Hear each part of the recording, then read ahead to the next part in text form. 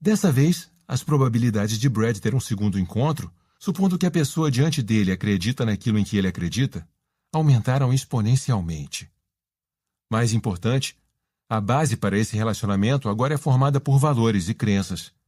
Ele mencionou as mesmas coisas que disse no primeiro encontro. A única diferença é que começou com o porquê. E todos os oquês, os benefícios tangíveis, servem como uma prova daquele porquê. Considere agora como a maior parte das companhias faz negócio. Alguém se senta à mesa diante de você, tendo ouvido dizer que você representa um bom cliente em potencial, e começa a falar. Nossa empresa é muito bem-sucedida. Temos ótimas instalações. Você deveria passar lá um dia para conhecer. Fazemos negócios com todas as grandes companhias e marcas. Estou certo de que você viu nossa propaganda? Estamos realmente nos saindo muito bem. Nos negócios, como em um encontro ruim, muitas companhias trabalham duro para provar seu valor sem dizer por que elas existem para começo de conversa. No entanto, você tem que fazer mais do que exibir seu currículo para que alguém o ache atraente. Só que é exatamente isso que as empresas fazem. Elas lhe fornecem uma longa lista de sua experiência, o que fizeram, quem conhecem, imaginando que você as achará tão desejáveis que abandonaria tudo para fazer negócio com elas. Pessoas são pessoas, e a biologia da tomada de decisão é a mesma, quer se trate de uma decisão pessoal ou de negócios. Está claro que, no cenário de um encontro, foi um encontro ruim. Então, por que poderíamos esperar que fosse diferente no cenário dos negócios? Como em um encontro, é imensamente difícil começar a construir um relacionamento baseado em confiança com um cliente ou consumidor em potencial, tentando convencê-lo de todos os recursos e benefícios racionais. Essas coisas são importantes, mas servem apenas para dar credibilidade ao discurso de venda e permitir que os compradores racionalizem sua decisão de compra. Como em todas as decisões, as pessoas não compram o que você faz. Elas compram por que você o faz. Mas a menos que você comece pelo porquê, tudo o que as pessoas têm para considerar são os benefícios racionais. E as probabilidades são de que você não terá um segundo encontro. Eis a alternativa. Sabe o que adoro em nossa empresa? Cada um de nós vem trabalhar todo dia para fazer algo de que gosta. Conseguimos inspirar pessoas a fazer coisas que as inspiram. É maravilhoso. De fato, a parte divertida é tentar imaginar todas as diferentes maneiras como podemos fazer isso. De quebra, também é bom para os negócios. Estamos realmente nos saindo bem. Temos ótimas instalações. Você deveria vir algum dia conhecer. Trabalhamos com algumas das melhores companhias. Tenho certeza de que você viu nossos anúncios. Estamos tendo bastante sucesso. Agora, quanta certeza você tem de que a segunda conversa foi melhor do que a primeira? 3 graus de certeza. Quando podemos oferecer apenas uma base racional para uma decisão e só podemos apontar elementos tangíveis ou avaliações racionais, o mais alto nível de confiança que somos capazes de dar é: eu acho que esta é a decisão certa. Isso seria biologicamente exato, porque estamos ativando o neocórtex, a parte pensante de nosso cérebro. Em nível neocortical, somos capazes de verbalizar nossos pensamentos. É isso que acontece quando passamos o tempo todo filtrando os prós e os contras, ouvindo quais são as diferenças entre modelos de TVs de tela plana, entre Dell e HP. Quando tomamos decisões intuitivas, o mais alto nível de confiança que podemos oferecer é: eu sinto que é a decisão certa, mesmo que não corresponda a todos os fatos e números. De novo, isso é biologicamente exato, porque decisões intuitivas ocorrem na parte do cérebro que controla nossas emoções, não a linguagem. Pergunte aos mais bem-sucedidos empreendedores e líderes qual é seu segredo e eles darão a mesma resposta. Eu confio na minha intuição. Nas vezes em que as coisas dão errado, eles dirão: eu ouvi o que os outros estavam falando, apesar de não sentir que era o certo. Devia ter confiado na minha intuição. É uma boa estratégia, exceto por não poder ser aplicada em grande escala. A decisão intuitiva só pode ser tomada por uma única pessoa. É uma boa estratégia para um indivíduo ou uma organização pequena.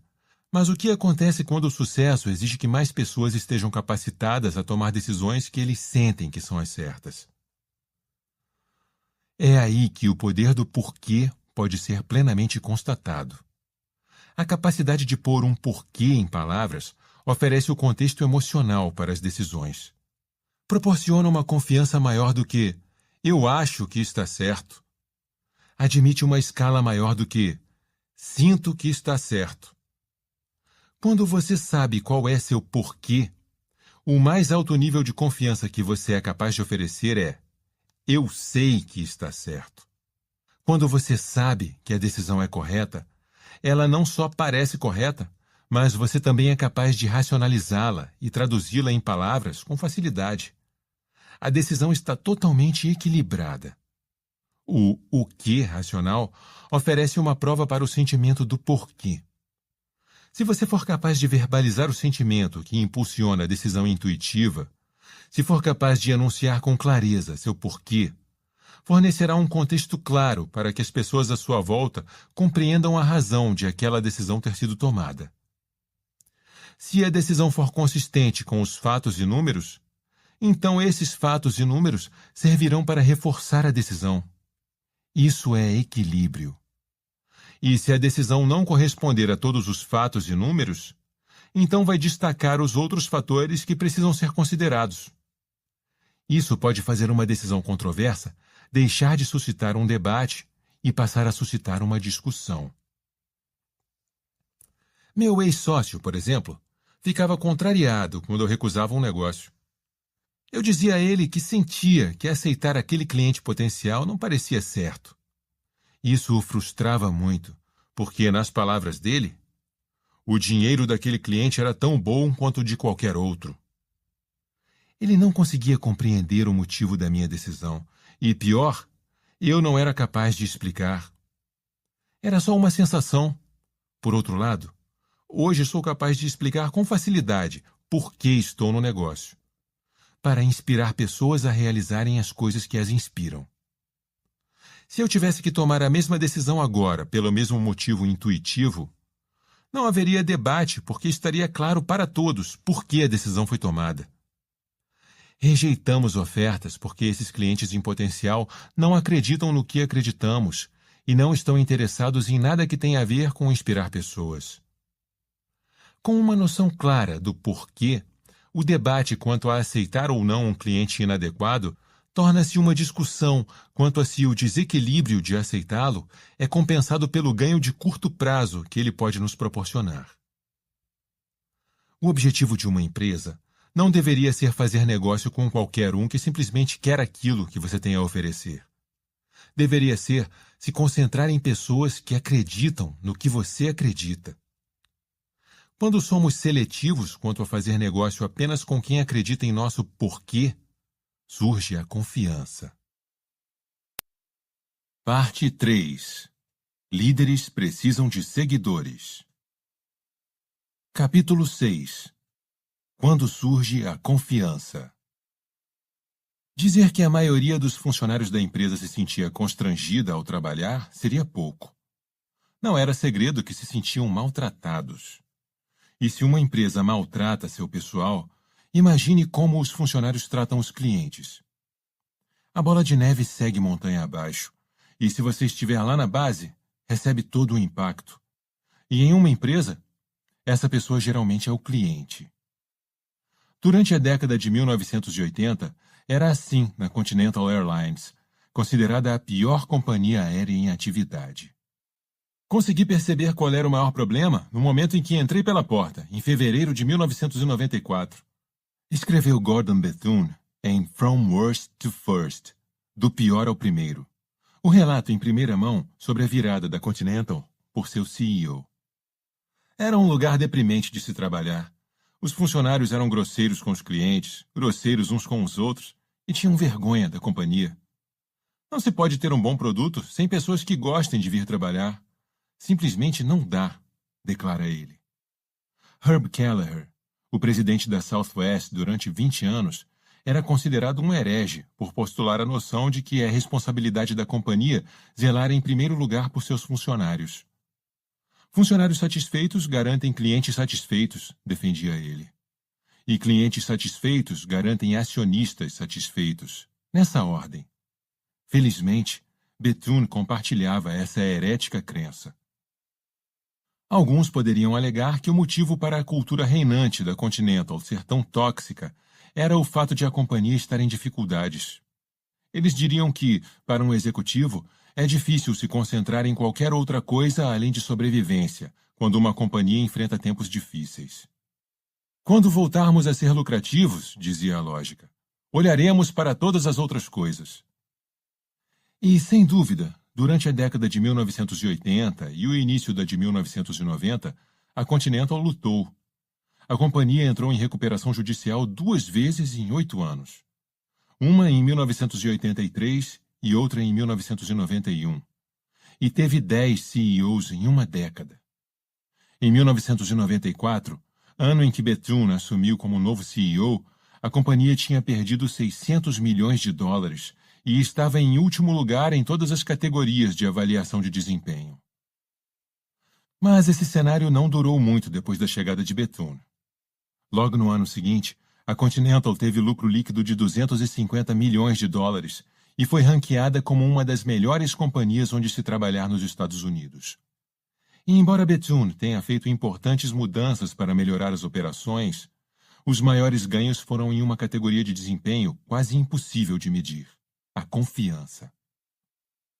A confiança não surge simplesmente porque um vendedor traçou um quadro racional dos motivos pelos quais um cliente compraria um produto ou serviço, ou porque um executivo promete mudanças. A confiança não é uma lista de itens a serem conferidos. Cumprir com todas as suas responsabilidades não gera confiança. A confiança é um sentimento, não uma experiência racional. Confiamos em certas pessoas e companhias, mesmo quando as coisas dão errado, e não confiamos em outras, mesmo que tudo aconteça exatamente como deveria. Uma lista de itens verificados não garante que haja confiança. A confiança começa a surgir quando temos a sensação de que outra pessoa ou organização é movida por outras coisas que não seu próprio ganho. Com a confiança vem um sentido de valor. Um valor real, não apenas valor equacionado em dinheiro. Valor, por definição, é a transmissão de confiança. Você não pode convencer alguém de que tem valor, assim como não pode convencer alguém a confiar em você. Você tem que conquistar a confiança, comunicando e demonstrando que compartilha os mesmos valores e crenças. Você tem que falar sobre o seu porquê e demonstrá-lo com o que você faz. Reiterando, um porquê é só uma crença. Como são as ações que adotamos para realizar essa crença. E os o quês são os resultados dessas ações. Quando os três estão em equilíbrio, a confiança é construída e o valor é percebido. Foi isso que Bethune conseguiu fazer. Existem muitos executivos talentosos com aptidão para gerenciar operações, mas uma grande liderança não se baseia apenas em grande habilidade operacional. Liderar não é a mesma coisa que ser líder. Ser líder significa que você tem o posto mais alto na hierarquia, seja por tê-lo conquistado, por sorte ou por ter manobrado na política interna. Liderar, no entanto, significa que os outros o seguem voluntariamente. Não porque sejam obrigados, não porque são pagos para isso, mas porque querem. Frank Lorenzo, o CEO que antecedeu Bethune, pode ter sido o líder da Continental, mas Gordon Bethune soube como liderar a companhia. Os que lideram são capazes de fazer isso porque os que o seguem confiam que suas decisões são tomadas em prol do melhor e mais fundamental interesse do grupo. Em troca, os que confiam trabalham duro, porque sentem como se estivessem trabalhando por algo maior que eles mesmos. Antes da chegada de Bethune, o acesso ao 20º andar da sede da companhia, o andar dos executivos, era proibido à maioria das pessoas. As salas dos executivos ficavam trancadas. Apenas os vice-presidentes sêniores ou executivos de hierarquia superior tinham permissão para subir. Era preciso ter um cartão-chave para entrar no andar, havia câmeras de segurança por toda parte e guardas armados percorriam o lugar para eliminar qualquer dúvida e deixar claro que a segurança não era brincadeira. Era óbvio que a companhia tinha problemas de confiança. Uma das histórias que corriam de boca em boca era que Frank Lorenzo não tomava nenhum refrigerante nos aviões da Continental se ele mesmo não abrisse a lata. Ele não confiava em ninguém. Por isso, não é preciso recorrer à lógica para explicar por que ninguém confiava nele. É difícil liderar quando aqueles que você supostamente deveria estar liderando não estão inclinados a segui-lo. Bethune era muito diferente. Ele compreendeu que, além de suas estruturas e sistemas, uma companhia não é nada mais que uma coleção de pessoas. Você não mente para seu médico, diz ele, e não pode mentir para seus funcionários. Bethune começou a mudar a cultura ao dar a cada um algo em que pudesse acreditar. E o que, especificamente, ele lhes deu para acreditarem que podiam transformar a pior companhia do setor na melhor empresa aérea, com exatamente as mesmas pessoas e a mesma infraestrutura? Na faculdade, eu tive um companheiro de quarto, chamado Howard Jerukimowitz. Hoje um advogado em Chicago, Howard aprendera desde pequeno algo sobre um desejo humano muito simples. Crescendo nos subúrbios da cidade de Nova York, ele jogava no pior time da Liga Infantil de Beisebol. Eles perdiam quase todas as partidas que jogavam. E não por pequenas margens de pontos. Eram aniquilados com regularidade. Seu técnico era um homem bom e queria incutir uma atitude positiva nos jovens. Depois de uma de suas derrotas mais constrangedoras, o técnico reuniu o time e lembrou-lhes: não importa quem ganha e quem perde. O que importa é como vocês jogam. A essa altura, o jovem Howard ergueu a mão e perguntou: então, por que contamos os pontos? Ainda muito jovem, Howard compreendeu o desejo muito humano de vencer. Ninguém gosta de perder, e as pessoas mais saudáveis vivem para vencer. A única variação é o tipo de contagem que fazemos. Para alguns é o dinheiro, para outros, a fama ou os prêmios. Para alguns é poder, amor, uma família ou realização espiritual. O parâmetro é relativo, mas a vontade de vencer é a mesma. Um bilionário não precisa trabalhar. O dinheiro torna-se um modo de fazer a contagem, uma avaliação relativa de como as coisas estão indo. Mesmo um bilionário que perde milhões por causa de uma decisão ruim é capaz de ficar deprimido. Embora o impacto da perda do dinheiro seja zero em seu estilo de vida, ninguém gosta de perder. O ímpeto para vencer não é em si mesmo algo ruim. Os problemas surgem, porém, quando o parâmetro se torna a única medida do sucesso, quando o que você conquista não está mais ligado ao porquê que levou você a se dispor a conquistá-lo para começo de conversa. Bethune dispôs-se a provar a todos na Continental que, se quisessem, poderiam vencer. E a maioria dos funcionários ficou lá para descobrir se ele tinha razão. Houve algumas exceções. Um executivo que certa vez reteve um avião porque estava atrasado foi convidado a deixar a empresa, assim como outros 39 dos 60 executivos sêniores que não acreditaram. Não importa quanta experiência tinham ou os argumentos que apresentaram. Todos foram convidados a se retirar caso optassem por não jogar com a equipe e não fossem capazes de se adaptar à nova cultura que Bethune estava tentando construir.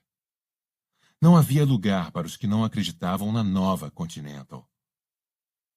Bethune sabia que montar uma equipe que saísse para o jogo e ganhasse exigia mais do que o blá-blá-blá de alguns discursos e bônus para os executivos sêniores se atingissem determinadas metas de receita.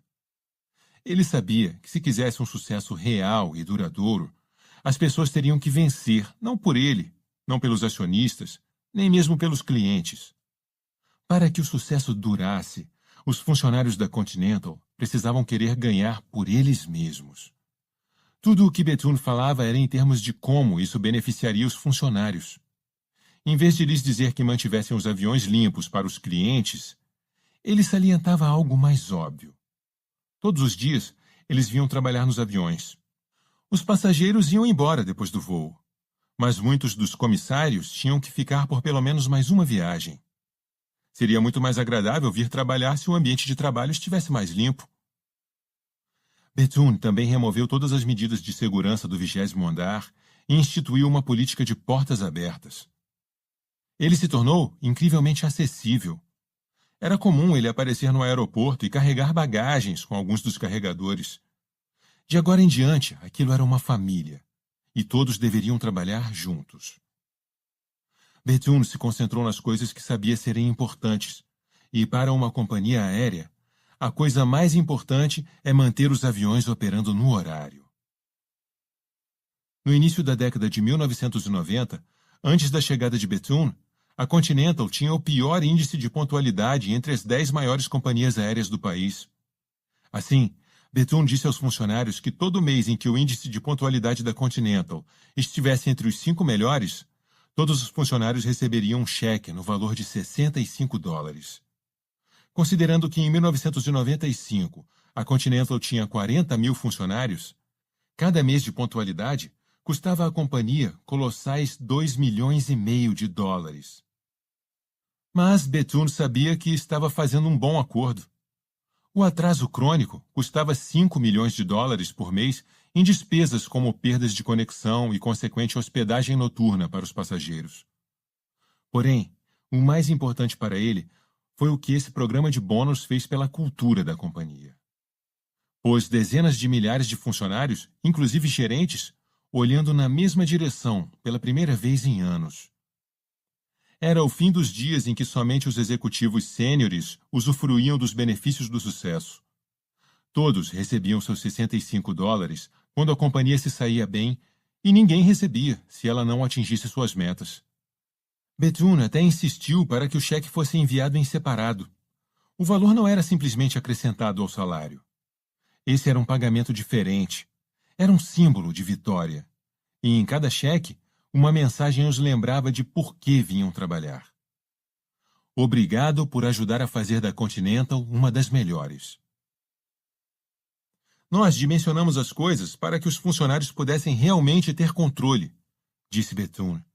Colocamos em jogo algo em que os funcionários pudessem ganhar ou perder juntos, não em separado.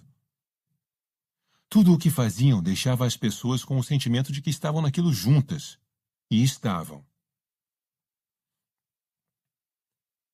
A única diferença entre você e um homem das cavernas é o carro que você dirige. O motivo para a raça humana ter sido tão bem-sucedida não é o de sermos os animais mais fortes. Longe disso. Tamanho e poder por si sós não garantem sucesso. Tivemos sucesso como espécie graças à nossa capacidade de formar culturas. Culturas são grupos de pessoas que se reúnem em torno de um conjunto comum de valores e crenças. Quando compartilhamos valores e crenças, criamos confiança.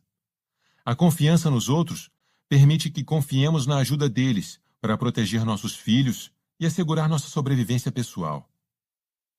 A possibilidade de sair da toca para caçar ou explorar, confiando que a comunidade vai proteger sua família e suas coisas até você voltar, é um dos fatores mais importantes na sobrevivência e no avanço de nossa espécie. Dizer que confiamos nas pessoas que têm valores e crenças em comum conosco não é em si mesma uma afirmação profunda. Existe um motivo para não sermos amigos de todas as pessoas que conhecemos. Somos amigos de pessoas que enxergam o mundo da mesma forma que nós, que compartilham nossas ideias e nosso conjunto de crenças. Não importa quanto alguém pareça no papel ser compatível com você. Apenas isso não garante uma amizade. Pode-se pensar nisso em uma macroescala também. O mundo está cheio de culturas diferentes. Ser americano não é melhor do que ser francês. São culturas diferentes, nem melhores nem piores, apenas diferentes. A cultura americana valoriza fortemente ideais de empreendedorismo, independência e autoconfiança. Chamamos esse porquê de sonho americano. A cultura francesa valoriza fortemente ideais de identidade unificada, confiança de grupo e joie de vivre. Repare que usamos uma expressão em francês para descrever um estilo que prioriza a alegria de viver. Coincidência? Talvez. Algumas pessoas se encaixam bem na cultura francesa e algumas pessoas se encaixam bem na cultura americana. Não é uma questão do que é melhor ou pior. São apenas diferentes. A maioria das pessoas que nasce e é educada em uma cultura vai, por razões óbvias, acabar se encaixando razoavelmente bem nessa cultura, mas nem sempre é assim. Há pessoas que cresceram na França e nunca se sentiram pertencentes ao país. Estão desajustados em sua própria cultura. Por isso se mudaram, talvez para os Estados Unidos, movidos pelos sentimentos que têm em relação ao porquê daquela cultura, foram atrás do sonho americano e emigraram. Disse sempre que os Estados Unidos são abastecidos em grande parte por imigrantes. Mas é falsa a noção de que todos os imigrantes têm espírito empreendedor.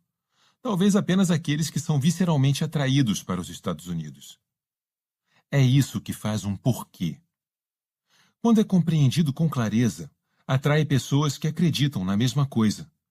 E, presumindo que se encaixam bem naquilo em que os americanos acreditam e em como eles fazem as coisas, esses imigrantes dirão: "Eu gosto daqui", ou "Eu amo este país". Essa reação visceral tem pouco a ver com os Estados Unidos e mais a ver com as próprias pessoas. É como se sentem em relação à oportunidade e à capacidade de prosperar em uma cultura a qual sentem que pertencem, ao contrário daquela de onde vêm. Dentro do grande porquê que são os Estados Unidos, isso se subdivide ainda mais.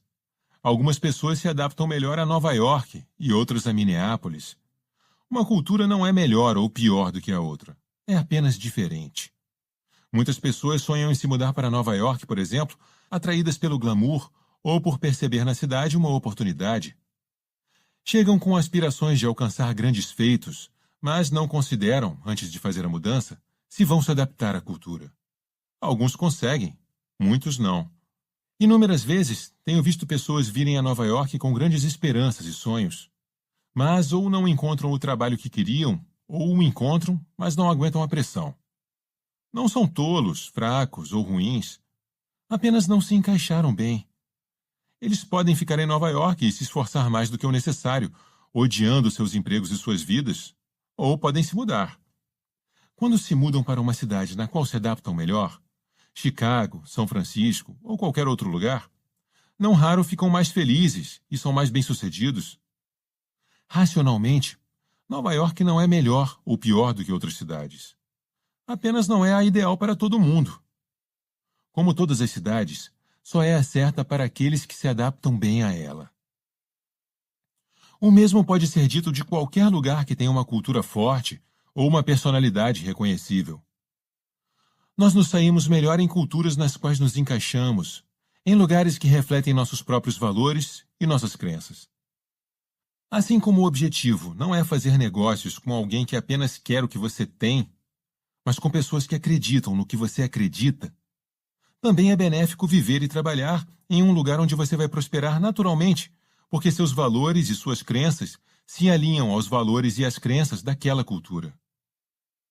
Pense em um instante sobre o que é uma companhia. Uma companhia é uma cultura. Um grupo de pessoas que se reúnem em torno de um conjunto comum de valores e crenças. O que une uma companhia não são produtos ou serviços. O que a torna forte não é o tamanho ou a pujança, é a cultura. A noção de que há crenças e valores que todos, do CEO até o recepcionista, compartilham. Assim, segue-se a lógica. O objetivo não é contratar pessoas que apenas tenham uma coleção de aptidões de que você necessita.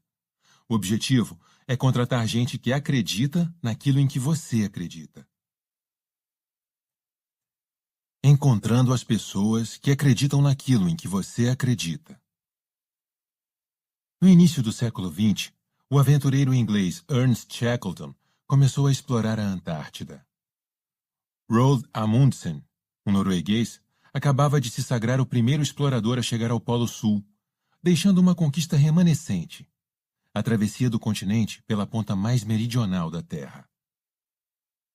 A parte terrestre da expedição deveria começar no frígido mar de Weddell, abaixo da América do Sul, e atravessar 2.700 quilômetros, passando pelo polo, até o mar de Ross, abaixo da Nova Zelândia. O custo, na época, na estimativa de Shackleton, seria de cerca de $250 mil. A travessia do continente polar do Sul será a maior jornada polar já empreendida. disse Shackleton a um repórter do The New York Times em 29 de dezembro de 1913. Os campos desconhecidos e ainda não conquistados no mundo estão diminuindo, mas ainda resta este grande trabalho. Em 5 de dezembro de 1914, Shackleton e uma tripulação de 27 homens partiram para o mar de Weddell, no Endurance, um navio de 350 toneladas que fora construído com recursos de doadores privados, do governo britânico e da Real Sociedade Geográfica.